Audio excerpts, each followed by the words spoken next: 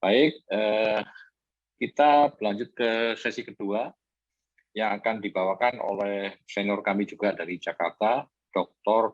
Setio Widi Nugroho, spesialis bedah saraf konsultan. Beliau akan membawakan materi berjudul pengenalan pendidikan bedah saraf dalam penanganan kasus bedah saraf di Indonesia. Sebelumnya kita bacakan CV beliau. Ya, beliau Dr. Setio Widi Nugroho, spesialis bedah saraf konsultan.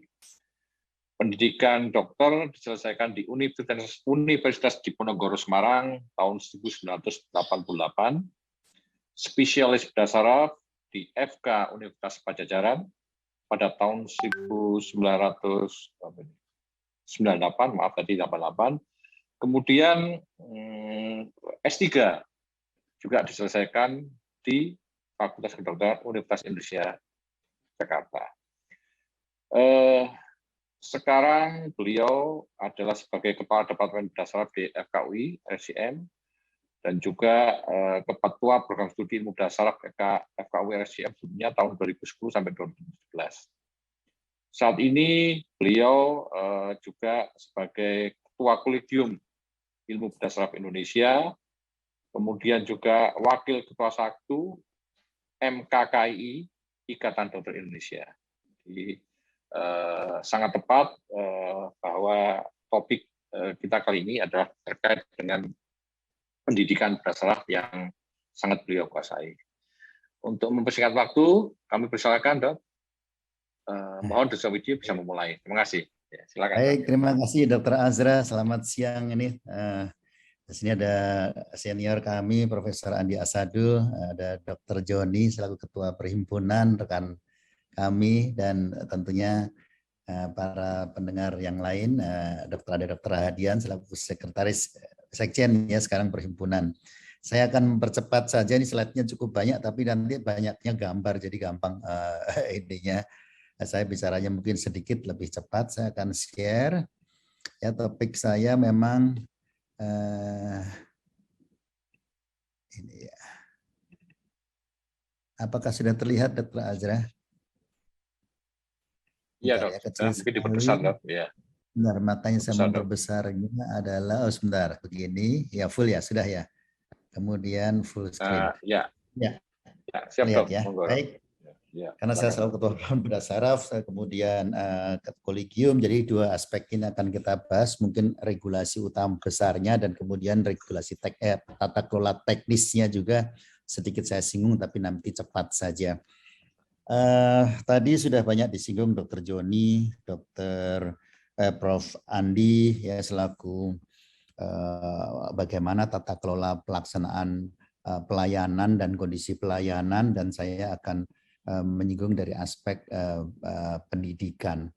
Jadi tentunya pendidikan yang utama ini pendidikan spesialisnya yang banyak teknisnya nanti, karena pendidikan subspesialis itu baru akan dirintis ya di Indonesia. Kami baru menyelesaikan standar pendidikannya dan disahkan ke konsil untuk subspesialis, tapi baru sampai Kumham dan sampai sekarang sedang menunggu terbitnya perkonsil untuk subspesialis.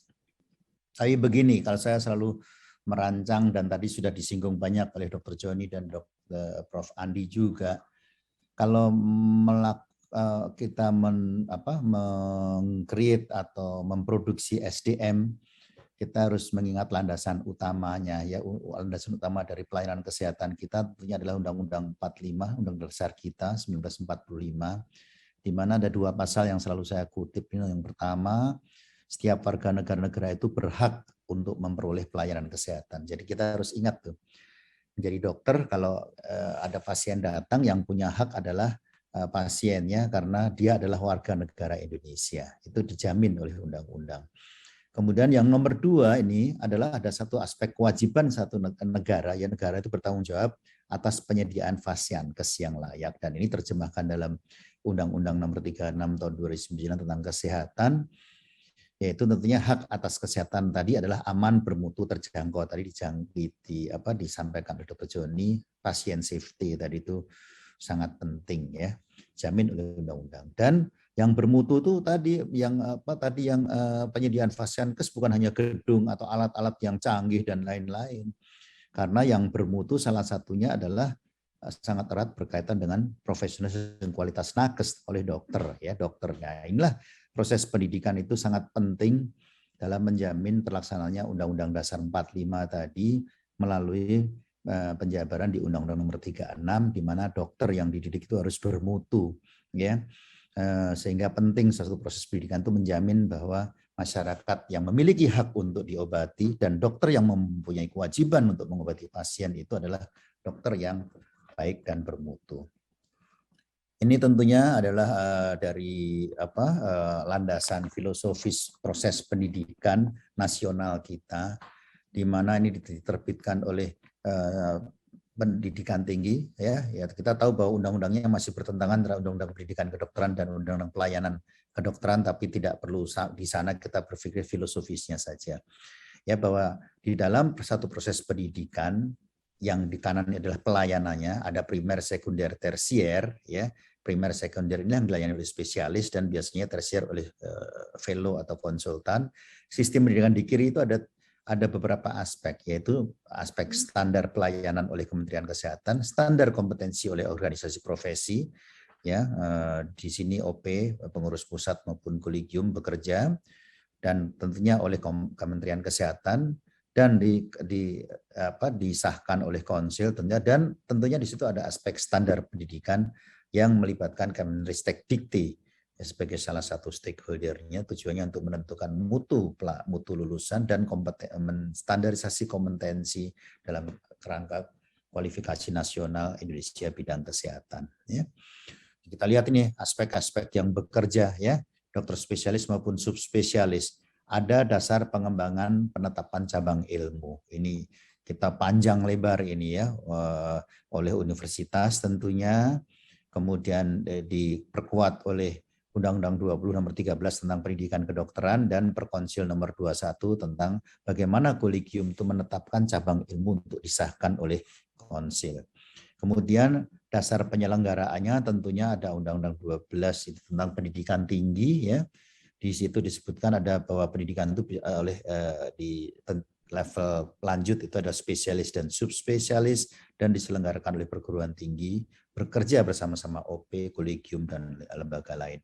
Kemudian Undang-Undang 20 tadi pendidikan kedokteran ya, ada pendidikan dokter dan dokter subspesialis saat ini masih diaju berbasis universitas dan diselenggarakan oleh Fakultas Kedokteran. Jenjang KKNI ternyata ada spesialis 1, spesialis 2 dan subspesialis tentunya. Nah, tentunya di dalamnya ada juga komponen penjaminan mutu pendidikan. Ini tercantum menjadi satu kesatuan yang berkelanjutan, ya kontinuum berempat-empatnya ini untuk menjamin satu produksi lulusan yang baik. Dan ini kalau kita lihat bagaimana jenjang pendidikan, ada akademik, profesi di level dokter, kemudian ada proses intensif, ada spesialis dan subspesialis di paling kanan yang dikerjakan antara badan organisasi profesi, fakultas kedokteran maupun komponen rumah sakit kedokteran sebagai rumahnya. Ini tadi, kalau ini data dari MKKI ya, karena kebetulan saya di MKKI bisa melihat bahwa di Indonesia ini kita setiap 6 bulan sekali mengupdate data ini. Kita ada 8 fakultas kedokteran dari mulai Universitas Indonesia, Erlangga dan Pajajaran yang paling tua, diikuti oleh USU, UGM, Undip, Udayana, dan terakhir adalah Universitas Hasanuddin. Ada lebih kurang, kita memiliki 400 lebih kemarin dengan lulusan yang terakhir, ada 8 prodi dan ada 240 peserta didik sampai saat ini ya, yang data terakhir yang ada di portal data Majelis Kolegium Kedokteran Indonesia. Kita lihat ya, dari tadi ada subspesialis yang sekarang dalam proses ada 5, karena tentunya salah satunya trauma, bidang trauma itu sudah lengkap pendidikannya di spesialis, spesialis, sekarang ilmunya habis di situ sehingga nanti harus dikembangkan lagi bagaimana kita mengembangkan neurotrauma itu menjadi satu pendidikan subspesialis. Tapi di sini ada pediatrik, onkologi, vaskuler, neurospine, dan bedah saraf fungsional. Nah, ini tadi selalu dibicarakan oleh Prof. Andi dan Dr. Joni juga bahwa masalah kita itu salah satunya adalah distribusi. Kalau dari analisa akademik kita, Indonesia itu direncanakan kalau bedah saraf itu 1:500.000. Ini kan ditulis rasionya seharusnya 2/1 juta penduduk ya rasionya, tapi ditulis di MKKI rupanya demikian. Tapi dari grafik ini kelihatan sekali sama ya, di Jakarta itu rasionya tercukupi bahkan lebih di belahan yang lain, sementara di tempat yang lain rasionya kecil sekali bahkan tidak ada. Jadi masalah kita selain produksi adalah distribusi, dan ini memang menjadi concern dari pemerintah kita saat ini, Kementerian Kesehatan, Kementerian Pendidikan, Pokja tentang produksi dokter, semua berbicara tentang maldistribusi dan sedang berusaha untuk menyelesaikan masalah ini bersama-sama secara komprehensif. Tidak bisa diselesaikan oleh satu stakeholder saja, dan ini mudah-mudahan nanti para prodi kita juga duduk bersama untuk ikut menjadi bagian dalam menyelesaikan masalah di negara kita. Ya, tadi Prof. Andi menyatakan betapa di wilayah timur seperti tidak dimanusiakan karena tidak mendapatkan pasien yang berhak mendapatkan pelayanan menjadi tidak mendapatkan haknya karena tidak mendapatkan seorang spesialis. Tapi tadi masalahnya Dr. Jody menyatakan kesejahteraannya kacau. Inilah masalah-masalah yang harus kita selesaikan bersama, bagaimana nanti kita akan bisa membantu menyelesaikan negara kita. Saya kira kalau regulasi tadi sama ya, ujungnya adalah undang-undang praktek kedokteran, kemudian undang-undang pendidikan, dan tentunya dalam pelaksanaan pendidikan itu ada undang-undang rumah sakit ya, yang tadi dibicarakan bagaimana rumah sakit pendidikan ikut membantu berperan dalam proses pendidikan menciptakan dokter spesialis maupun subspesialis ya. Tentunya pelaksanaannya adalah kita selalu menganut yang disebut dengan 3 tungku sejarangan yang bekerja langsung dalam satu proses pendidikan, bahkan di bidang bedah saraf juga, yaitu tentunya adalah Fakultas Kedokteran ya, sebagai kita menganggapnya sebagai tukang masak, rumah sakit pendidikan adalah sebagai dapurnya, dan Kolegium Kedokteran itu sebagai pembuat resep ya, di situ menyatu menjadi satu dan terjadilah proses pendidikan seorang spesialis. Landasan pendidikan ada 3 tentunya, yang menjadi landasannya tadi standar pendidikan setelah kita sesuai dengan regulasi tadi, yang paling penting adalah bagaimana dibuatnya satu standar pendidikan, dan ini diselesaikan oleh Kolegium dan Konsil Kedokteran Indonesia yang di dalamnya terdapat komponen standar kompetensi seorang lulusan. Kemudian tentunya lanjutan dari standar pendidikan adalah kurikulum pendidikan yang dibuat oleh masing-masing institusi, dan tentunya ada buku rancangan pengajaran atau apapun istilahnya di masing-masing fakultas kedokteran. Ada buku apapun namanya, tapi kalau saya mengacu pada di Fakultas Kedokteran Universitas Indonesia namanya adalah buku rancangan pengajaran. Ini adalah standar pendidikan dokter spesialis bedah saraf yang syukur sudah disahkan pada tahun 2020, yaitu nomor 89 bagi yang ingin mendalami pendidikan, dan tentunya di dalamnya ada sistem kompetensi, maka harus membaca dengan hati-hati bagaimana standar pendidikan bedah saraf itu ada, yaitu nomor 89 tahun 2020. Tercatat pada lembaran negara, dan makanya untuk itu kita sangat kuat untuk bagaimana melakukan proses pendidikan. Di dalamnya tentunya yang paling penting adalah standar kompetensi, di mana biasanya komponen yang ada dalam sistem kompetensi adalah masalah-masalah di otak, masalah di tulang belakang, dan masalah di saraf tepi. Ini contoh-contoh kecil saja saya masukkan, misalnya pada penyakit yang pediatrik, kita disebutnya masalah-masalah kongenital, ada kongenital di kepala maupun kongenital di spinal tentunya. Ada masalah trauma, tentunya ada trauma kranial, trauma spinal, maupun tentunya trauma saraf tepi di dalamnya. Ini trauma ini trauma ya, saraf kranial, spinal, dan saraf tepi. Kemudian neoplasma juga sama, kranial, spinal, dan tentunya saraf tepi, vaskuler ya. Di sini komponennya adalah penyakitnya apa yang bisa ditangani oleh seorang bedah saraf, bagaimana model tindakannya, dan kompetensinya yang sebelah kanan ini. Memang ini angka-angka yang 4 itu menunjukkan yang sudah mandiri. Jadi kalau trauma semuanya sudah 4 tentunya, karena seluruh spesialis bedah saraf harus menguasai seluruh kasus trauma, bisa menyelesaikan di semua tempat yang dilayani. Tapi kalau kasus-kasus yang sulit, misalnya vaskuler, tentunya ini ada beberapa kasus karena ektomi dekompresi, mengangkat intracerebral hematom tentunya, mengangkat AVM yang sederhana, itu adalah sudah bisa dilaksanakan secara mandiri, tapi beberapa yang lain tentunya butuh pendalaman melalui program fellowship maupun nanti subspesialis program pendidikannya. Ya, ini degeneratif ya, pekerjaan-pekerjaan di spinal, kemudian juga fungsional, misalnya kasus-kasus epilepsi, nyeri, dan movement disorder. Itu yang menjadi ranah kompetensi seorang spesialis bedah saraf infeksi. Saya cepat saja, ini contoh kurikulum. Semua fakultas kedokteran yang melaksanakan pendidikan bedah saraf pasti punya kurikulum yang disahkan oleh rektor ya, oleh rektornya masing-masing. Saya beri contoh yang di UI, bagaimana kurikulum itu disusun menjadi pendidikan berbasis semester.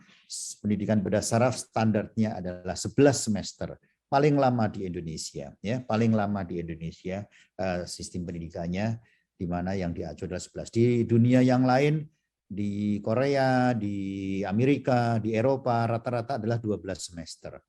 Ya, sehingga kami sampai saat ini belum bisa menurunkan standar itu menjadi lebih sedikit, karena mengingat juga bagaimana rekan-rekan kami di luar membuat standar yang lebih panjang.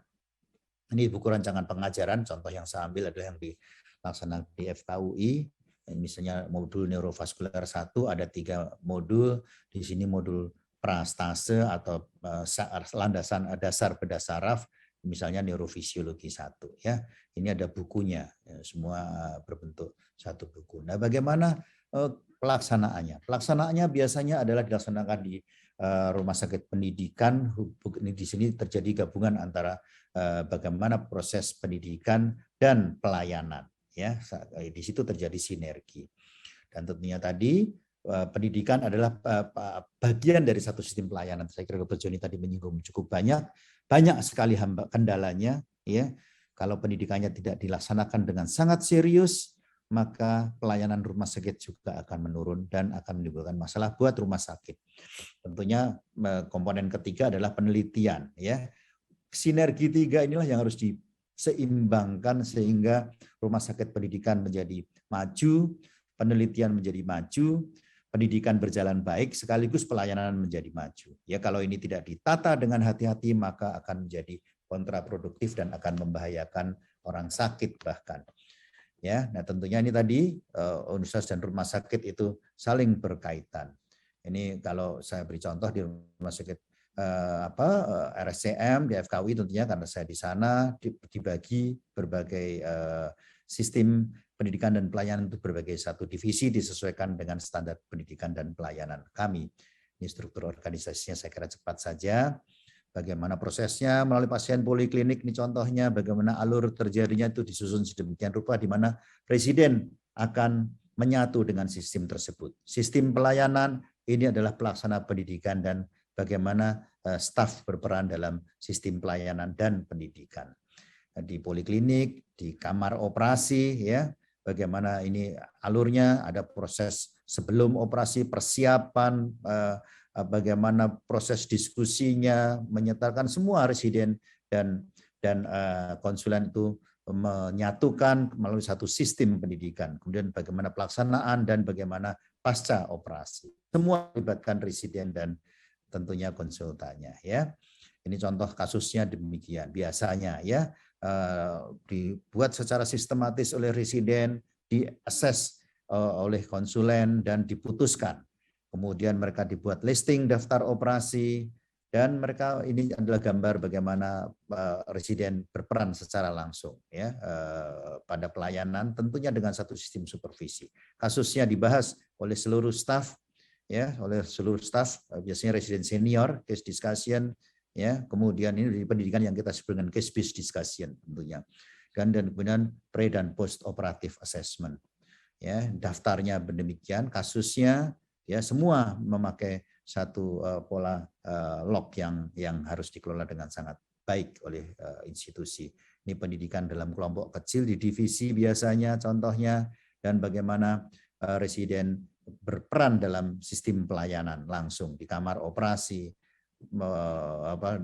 kita lihat kesibukannya ya di angiografi suite atau DSA, kamar cath lab, kemudian biasanya presiden yang sebagian juga melihat secara langsung karena monitornya sekarang hampir semua tempat saya kira memakai 3D monitor sehingga kita bisa melibatkan lebih banyak residen, tapi tentunya tidak boleh terlalu banyak juga, ada batasan di kamar operasi untuk mendapatkan ilmu secara langsung dalam komponen TD, dan tentunya setelah operasi didiskusikan kasusnya pasca operasi bersama-sama. Ya, post operative conference ya, contohnya ini semua, dan di situ bukan hanya sekedar belajar ilmu, tapi juga belajar bagaimana manajemen pembiayaan itu dilaksanakan sehingga nanti pada saat mereka mandiri mereka sudah bisa membuat coding yang baik, menghitung komponen pembiayaan untuk pasien karena itu menjadi masalah besar di negara kita. Ini contoh-contoh jumlah pasiennya dan bagaimana kita lihat kasus yang menumpuk tinggi sekali seperti bottleneck karena kekurangan kamar operasi, walaupun sudah diberikan kamar operasi dedicated, tapi masih kurang sehingga kami sedang berusaha menambah kamar operasi. Tentunya ini jumlah kamar operasi kita memiliki catatan setiap tahun, meningkat setiap tahun kecuali pada saat pandemi kemarin. Ini tadi saya kira Prof. Andi sudah menyampaikan ya, pola-pola kasus yang ada vaskuler, onkologi ya. Kami tentunya kalau rujukan utama kami dilengkapi dengan berbagai alat tadi, IOM dan lain-lain ya. Kemudian kasus spine, kemudian pediatrik, itu kalau Prof. Andi mengatakan ada Prof. Patmo dan kemarin berhasil satu lagi dipisahkan oleh tim pediatrik di bawah pimpinan Dr. Samsul ya. Ada satu lagi yang bisa kami pisahkan. Kemudian pediatrik tentunya ini videonya tidak perlu saya kira. Dan tentunya dalam pelayanan selalu ada panduan praktek klinik. Ya, ini ya di rumah sakit rujukan, saya kira di Surabaya dan tempat lain yang besar, tentunya panduan praktek kliniknya diajarkan untuk panduan praktek klinik bersama, multidisiplin, karena merupakan rumah sakit tersier. Tentunya nanti mereka kalau sudah di rumah sakit daerah sudah belajar bagaimana menggunakan panduan praktek klinik sebagai guideline dalam melakukan satu pekerjaan, pembedahan, dan tentunya nanti kalau di rumah sakit yang fasilitasnya lebih rendah tidak perlu multidisiplin, tapi kalau memang bisa dilakukan secara multidisiplin. Kemudian dengan clinical pathway sehingga mereka belajar juga sistem pembiayaan. Ini contoh bagaimana tarif semua diajarkan dan ini dibahas dalam satu pertemuan khusus dengan para residen. Tumor bagaimana didapatkan. Ini ya contoh-contoh sistem pembiayaan yang dikerjakan di RSCM. Ini yang salah satu faktor yang paling penting adalah supervisi. Ya, di mana di berbagai tempat di dunia selalu residen tidak pernah dibiarkan bekerja sendiri kecuali benar-benar untuk kasus yang sudah sangat mandiri dan biasanya itu dikerjakan hanya pada kasus emergensi saja, tapi pada operasi elektif semuanya dikerjakan dengan supervisi, walaupun konsulennya tidak turun langsung, tapi konsulen ada di tempat dan mensupervisi para residen. Ini yang dikerjakan. Ya, ada level supervisi tentunya, ya, supervisi langsung, supervisi melekat, supervisi jauh gitu ya tadi. Dan ini ada aturan-aturan kasus apa saja, bagaimana level supervisinya. Ya, ini contoh bagaimana residen melakukan setting ya tugas mereka. Yang residen bawah biasa melakukan setting dari mikroskop, kemudian memposisikan pasien. Residen yang lebih tinggi melakukan posisi, menggambar. Kemudian biasanya pada insisi dan sampai tumor exposure biasanya residen yang mengerjakan semuanya ya. Ini pada saat itu ini masih residen, dan setelah pada saat mengangkat tumor pada bagian yang sulit biasanya konsulen melakukan pekerjaannya. Ini contoh-contoh bagaimana residen bedah saraf itu dibagi menjadi tahap pengayaan yang warnanya merah, magang, dan mandiri. Ya, kasus-kasus berapa banyak kasus yang harus dicapai ada di daftar sebelah kanan. Ditentukan standarnya secara nasional oleh Kolegium Bedah Saraf. Logbooknya ini contoh logbooknya dan sekarang sudah menjelang semua berganti elektronik. Ya, saya kemarin melakukan akreditasi di Universitas Udayana juga sudah berganti dengan elektronik. Ya, mudah-mudahan semuanya nanti lebih akurat dengan elektronik dan ada portfolio yang menjadi bagian dari satu proses pendidikan. Ya, tentunya proses pendidikan tidak berhenti di tempat ya, ini semakin maju dengan menggunakan IT sebagai basis dari proses pendidikan. Demikian juga pelayanannya ya, ini contoh-contoh bagaimana pelayanan yang modern ada ya. Mikroskop tadi Prof. Andi sudah menyatakan, tapi ini menjadi bagian dari pendidikan. Jadi pada dasarnya residen bedah saraf di Indonesia sudah diajarkan level yang cukup tinggi, tinggal bagaimana nanti daerah bisa mengakomodir lulusan itu dengan melengkapi diri untuk menjadi pelayanan yang lebih tinggi ya. Tentunya di emergency ini ya, kalau di RSCM kebetulan ada Gamma Knife, mereka terlibat juga di dalamnya, ICU dan lain-lain. Ini pendidikan tadi sudah, ini pendidikan dasar ada lecture kecil, kelompok kecil biasanya ya, diskusi kelompok kecil, journal reading, skill lab gitu, mereka melakukan micro suturing untuk melincahkan tangan mereka, melakukan operasi-operasi mikro ya, dengan tentunya laboratorium harus dilengkapi dengan mikroskop dan set mikro ya. Kadaver diseksi yang dikerjakan 2 kali setahun dengan kadaver yang sangat baik ya, coloring kadaver, dan tentunya diperlukan kolaborasi dengan berbagai institusi. Saat ini misalnya ini contohnya di FKUI di Surabaya, di Bali, di Makassar, saya kira juga melakukan berbagai macam kolaborasi dengan institusi lain, baik di luar negeri maupun institusi di dalam negeri, yang dipayungi oleh kerjasama antar rumah sakit dan fakultas kedokteran. Karena syaratnya harus ada payung kerjasama. Dan ada satu sistem yang lain lagi adalah academic health system, di mana residen bisa dikirim di berbagai tempat yang ada menjadi jejaring academic health system. Ya, tentunya ada kuliah tamu, telekonferensi ini sekarang dikerjakan ya, kadaver workshop melibatkan para ini pembicara dan trainer dari luar negeri, dari luar ya, di negara-negara yang lebih maju ya dari kita, ini pesertanya secara nasional.